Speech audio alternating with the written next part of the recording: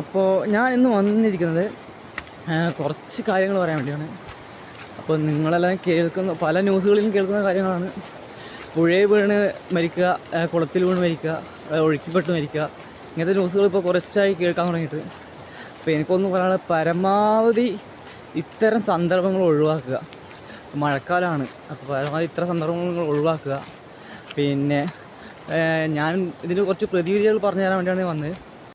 ഒന്നാമത്തെ കാര്യം എന്ന് പറഞ്ഞാൽ, ശക്തമായ ഒഴുക്കും അതുപോലെ മഴയുള്ള സമയങ്ങളിൽ പോയിട്ട് പുഴയോരങ്ങളിൽ പോയി സെൽഫി എടുക്കുകയോ വീഡിയോ എടുക്കുകയോ പരമാവധി ഒഴിവാക്കുക.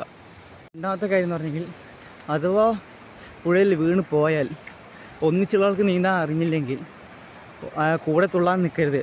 അത് വളരെ അപകടമായി തീരും. പിന്നെ ചെയ്യാവുന്ന കാര്യം എന്ന് വെച്ചാൽ, ഒന്നെങ്കിൽ അവരുടെ മുടി പിടിച്ച് വലിക്കുക, അല്ലെങ്കിൽ അവരുടെ ഷർട്ടിൻ്റെ കോളർ പിടിച്ച് വലിക്കുക.